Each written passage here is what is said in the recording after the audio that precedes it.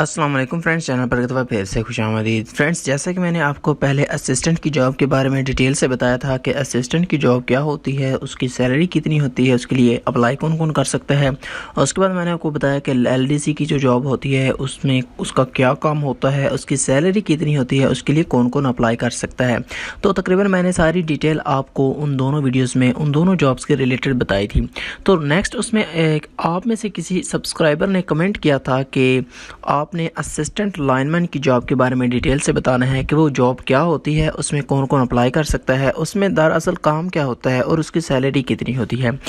تو میں آج آپ کو بتاؤں گا کہ اسسٹنٹ لائن مین کی تنخواہ کتنی ہوتی ہے، اس کا کام کیا ہوتا ہے، اس کے لیے کون کون اپلائی کر سکتا ہے۔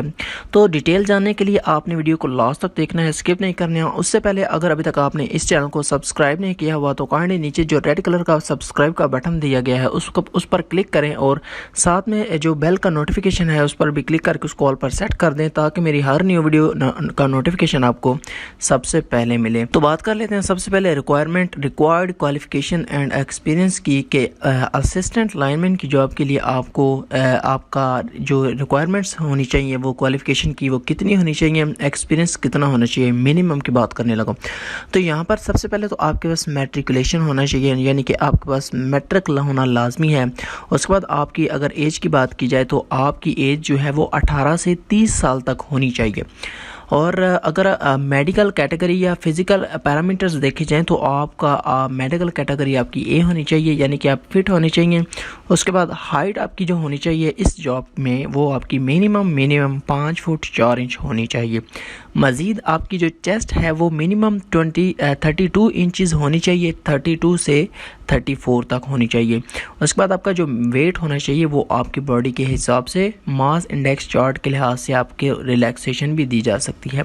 فزیکل ٹیسٹ کی بات کی جائے، آپ کا فزیکل ٹیسٹ اس میں کیا ہو سکتا ہے، رننگ آپ کی ہوگی اس میں، اور وہ 5 منٹ میں آپ نے رن کرنا ہوگا۔ کتنا؟ 800 میٹر آپ نے 5 منٹ میں رن کرنا ہوگا، 800 میٹر، ٹھیک ہے۔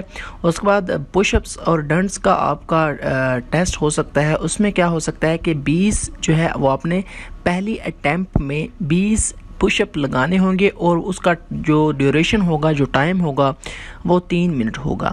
تو 3 منٹ میں آپ نے 20 پش اپ لگانے ہوں گے، جن کو آپ ڈنٹ کہتے ہیں، پش اپس کہتے ہیں۔ اس کے بعد آپ کا جو ٹیسٹ ہوگا وہ ہوگا لفٹنگ آف ویٹ کا، ٹھیک ہے۔ اس کا مطلب ہے آپ کا جو ٹیسٹ ہے وہ ویٹ اٹھانے کا ہوگا۔ اس میں کیا ہو سکتا ہے کہ آپ نے سنگل اٹیمپٹ میں، مطلب کہ ایک ہی بار میں آپ نے کتنا وزن اٹھانا ہے، کم سے کم آپ نے جو وزن اٹھانا ہے اس میں 30 کلو گرام آ سکتا ہے۔ 30 کلو گرام تک آپ نے وزن اٹھانا ہے۔ میرے خیال سے 10-20 کلو گرام جو ہے وہ بہت آسانی سے بندہ ایک ہاتھ سے بھی اٹھا سکتا ہے، اور 30 کلو گرام وزن اٹھانا کوئی بڑی بات نہیں ہے، خاص کر نوجوان انسان کے لیے۔ تو نیکسٹ آپ کا ٹیسٹ کیا ہو سکتا ہے، ڈگنگ ٹیسٹ ہو سکتا ہے۔ اس میں کیا ہے کہ ایک ڈچ ہوتی ہے، اس کی لینتھ، ڈیپتھ اور اس کی جو وڈتھ ہوتی ہے وہ 2x2 کی ہوتی ہے، مطلب 2 فٹ لمبی، 2 فٹ چوڑی، 2 فٹ گہری ہوتی ہے، اس کا ٹیسٹ ہوگا۔ نیکسٹ جو ہے آپ کا کلائمبنگ سکلز آپ کی دیکھی جائیں گی، مطلب آپ کلائمب کتنا، وہ آپ کی سکل دیکھی جائیں گی کہ آپ کر سکتے ہو یا نہیں کر سکتے۔ تو آپ کو مطلب وہ سارا ٹیسٹ آپ کا کرتے ہیں، ٹھیک ہے۔ تو اس میں کیا ہو سکتا ہے کہ 10 فٹ کا ایک ویئرنگ سیفٹی ہوتا ہے، کیا نام ہے اس کا، ایکوپمنٹ ہوتا ہے جس کو آپ نے ویئر کرنا ہوتا ہے، اور جیسے اس کو ویئر کر کے آپ نے سارے جو سیفٹی ایکوپمنٹس ہوتے ہیں وہ آپ نے ان کو پہن کے آپ نے کلائم کرنا ہوتا ہے، ٹھیک ہے۔ ٹاور پر یا لیڈر پر، کسی پر بھی، وہ ٹیسٹ لینے کے لیے کوئی بھی آپ کو دے سکتے ہیں، تو آپ نے اس کو اچھے سے پرفارم کرنا ہے۔ اس کے بعد آپ کا جو لاسٹ ٹیسٹ ہو سکتا ہے وہ کیا ہو سکتا ہے، وہ ہو سکتا ہے پولنگ آف وائرس، سمجھ آ گئی، مطلب کہ تاروں کو کھینچنا۔ اور اس میں کیا ہو سکتا ہے کہ جو تار جو لمبی ہوگی وہ کتنی لمبی ہو سکتی ہے، یا وہ کیا ہو سکتے ہیں، 1 span of 100 فٹ، یہ جو 100 فٹ کی تار لمبی ہو سکتی ہے، اور وہ سنگل تار نہیں ہوگی، وہ کافی زیادہ ہوں گی، تو آپ نے ان کو پل کرنا ہے، مطلب آپ کی کافی زیادہ اس میں آپ کی ٹیسٹنگ کرتے ہیں۔ تو یہ ہو سکتی ہیں، یہ ریکوائرمنٹس ہیں کس جاب میں، اسسٹنٹ لائن مین کی جاب میں۔ تو بالکل آرمی کے ٹائپ کی یہ جاب ہے، چونکہ یہ گورنمنٹ کی جاب ہے تو وہ سارے پیرامیٹر آپریٹرز چیک کرتے ہیں، انہوں نے پرماننٹ رکھنا ہوتا ہے تو وہ سب کچھ چیک کرتے ہیں۔ آدمی کو ہیلدی فٹ ہونا لازمی ہے، تو چونکہ جیسی انہوں نے ایج بتائی ہے 18 سے 30 سال تک کے لوگ ان میں اپلائی کر سکتے ہیں، تو وہ یقیناً ہیلدی ہی ہو سکتے ہیں، کیونکہ وہ نوجوان عمر ہوتی ہے، نوجوان لسٹ میں ایج آتی ہے تو وہ ہیلدی ہی ہو سکتے ہیں۔ تو یہ تھی فزیکل ریکوائرمنٹس اور کوالیفیکیشن ریکوائرمنٹس کے حساب سے میں نے آپ کو ساری ان کی فزیکل ریکوائرمنٹس اور کوالیفیکیشن ریکوائرمنٹس میں نے بتائی ہے کہ یہ جو چیزیں ہونا لازمی ہیں۔ اگر آپ کو پہلے نہیں پتہ تھی تو آپ نے اس ویڈیو کو دیکھ کے ان کے اوپر لازمی امپلیمنٹیشن کرنی ہے اگر آپ ان میں اس جاب میں اپلائی کرنا چاہتے ہیں۔ نیکسٹ میں آپ کو اس جاب کے ریلیٹڈ میں یہ بتاؤں گا کہ اس کی سیلری کتنی ہوتی ہے، جو فیسلٹیز ہوتی ہیں وہ کون کون سی دی جاتی ہیں۔ تو بات کر لیتے ہیں سب سے پہلے تو ان کی اچھا میں آپ کو یہ بھی بتاؤں گا کہ آپ اگر اس میں اپلائی کرتے ہیں، سلیکٹ ہو جاتے ہیں، تو آپ نے کام کیا کرنا ہے یا اسسٹنٹ لائن مین کا کام کیا ہوتا ہے۔ اس کی جو فیسلٹیز ہیں وہ میں آپ کو بتا دیتا ہوں کہ اس کو کیا کیا فیسلٹیز ملتی ہیں اس جاب میں۔ اگر آپ اپلائی کرتے ہیں تو آپ کو کیا کیا فیسلٹیز مل سکتی ہیں۔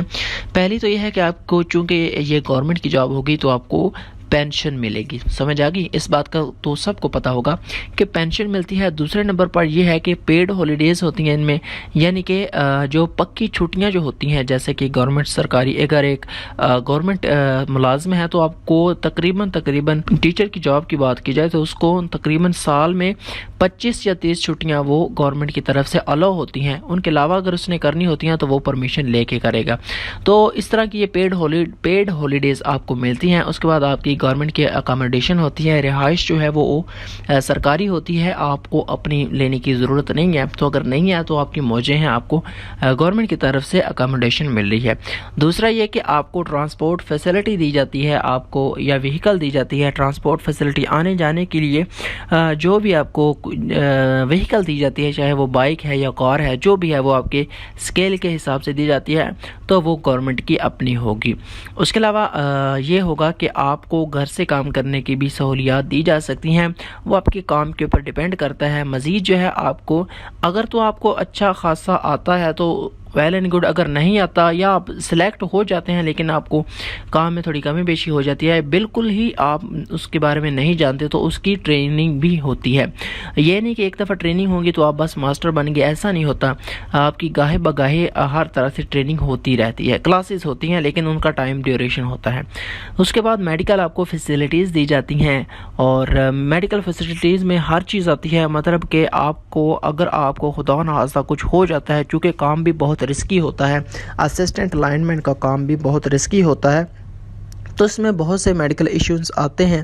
اگر تو بندہ ذہنی طور پر مینٹلی اگر پرفیکٹ ہے، ہیلتھی ہے، تو اس کے بہت کم چانسز ہوتے ہیں، کیونکہ یہ بہت ٹھنڈے دماغ سے کرنے والا کام ہوتا ہے۔ مزید جو ہے آگے بات کر لیتے ہیں پروفیشنل ڈیولپمنٹ کی اور لیو اینڈ ٹریول اوکیزن کی۔ ہیلتھ انشورنس آپ کی ہو سکتی ہے اس میں آپ کی، اور اگر آپ اپنے فیملی میں سے مطلب کوئی بھی جاب ہے، اگر اس میں فیملی کی بات کی جائے تو آپ کی اس میں فیملی آپ کے پیرنٹس ہو سکتے ہیں یا آپ کی وائف یا آپ کے چلڈرن وغیرہ ہو سکتے ہیں، تو آپ ان میں سے کسی کا بھی اپنے ساتھ ہیلتھ انشورنس کرا سکتے ہیں، اور اپنی بھی آپ کی تو مسٹ ہوگی ہیلتھ انشورنس۔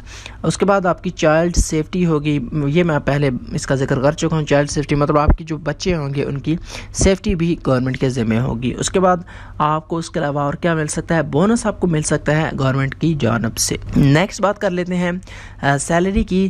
سیلری کے اوپر آنے سے پہلے میں آپ کو ایک اور اس کے بارے میں بتانا چاہتا ہوں کہ اس میں آپ کو مزید جو الاؤنس ملتے ہیں، الاؤنس تو اس میں کیا ہو سکتا ہے کہ آپ کا ڈیئرنیس الاؤنس ہوتا ہے، آپ کا بیہیویئر کا بھی اس میں الاؤنس ملتا ہے۔ اس کے بعد ہاؤس رینٹ کا الاؤنس آپ کو ملتا ہے، فیول کے ایکسپینسز آپ کو ملتے ہیں، میڈیکل الاؤنس آپ کو ملتا ہے، ریفریشمنٹ الاؤنس آپ کو ملتا ہے۔ مطلب کہ اگر جو بھی آپ کو وہیکل دی جاتی ہے گورنمنٹ کی طرف سے، جو بھی آپ کو وہیکل دی جاتی ہے اس کا الاؤنس بھی آپ کو دیا جاتا ہے، ٹھیک ہے؟ یہ نہیں کہ اگر اس میں پیٹرول پر چلتی ہے تو آپ کو پیٹرول دیا جائے گا، ایسا نہیں ہے۔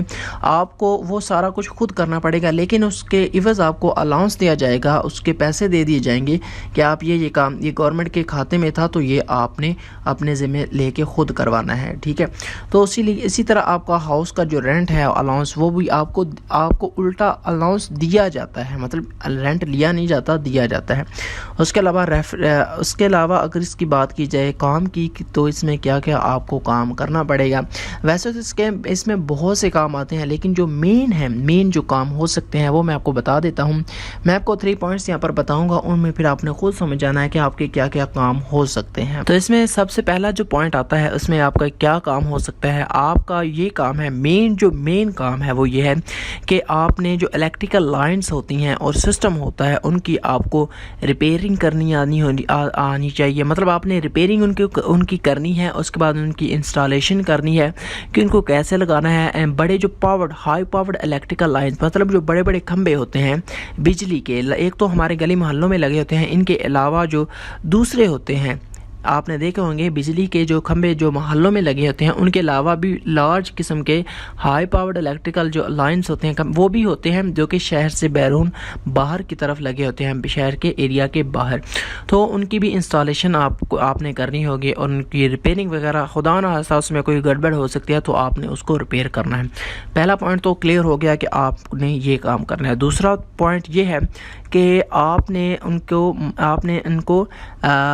جو بھی کیا نام ہے اس کا، پولز ہوں گے بجلی کے، اس کے بعد میٹرز، انڈر گراؤنڈ جو لائنز ہوں گی، اس کے بعد پاور جو لائنز ہوں گی، ان کو آپ نے ریپلیس کرنا ہوتا ہے اس جاب میں، اور ان کی ریپیئرنگ کرنی ہوتی ہے، ان کی ریڈنگ لینی ہوتی ہے، سارا کچھ آپ نے ان کے ریلیٹڈ کرنا ہوتا ہے۔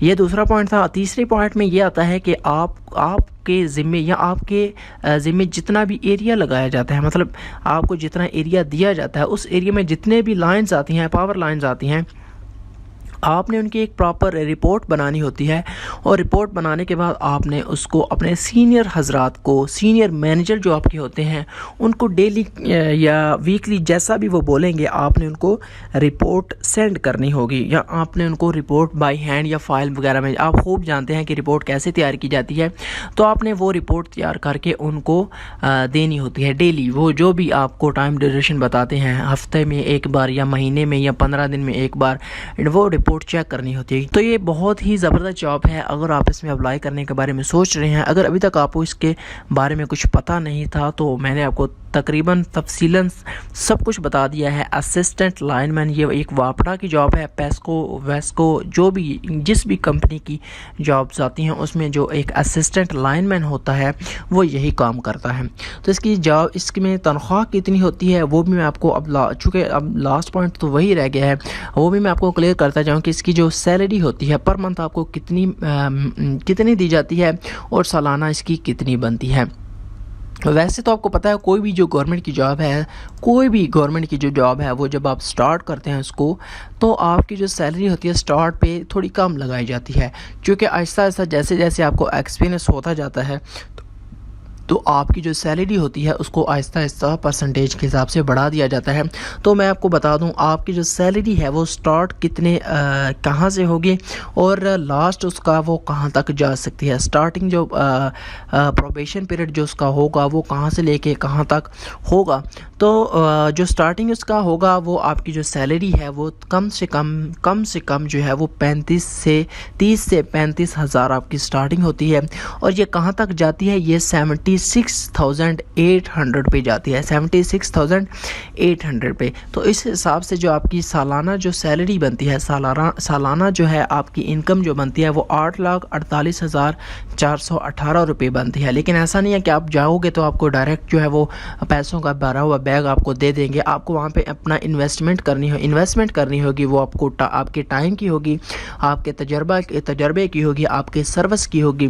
تو یہ ساری چیزیں دیکھنے کے بعد پھر آپ کو سیلری ملے گی۔ ہر چیز کی ایک قیمت ہوتی ہے، تو آپ نے وہ ادا کرنی ہے، اس کے بعد ہی آپ کو آپ کی اتنی انکم ہو سکتی ہے۔ مزید میں نے آپ کو یہ بتا دیا ہے کہ آپ کی سٹارٹنگ سیلری کتنی ہو سکتی ہے اور اینڈنگ اس کی کہاں پہ ہوگی، میں نے آپ کو ساری تفصیلات بتا دی ہیں۔ اگر آپ کو یہ ویڈیو پسند آئی ہے اور سمجھ میں کچھ آیا ہے تو آپ نے اس ویڈیو کو شیئر لازمی کرنا ہے، شیئر آپ نے لازمی کرنا ہے اس ویڈیو کو۔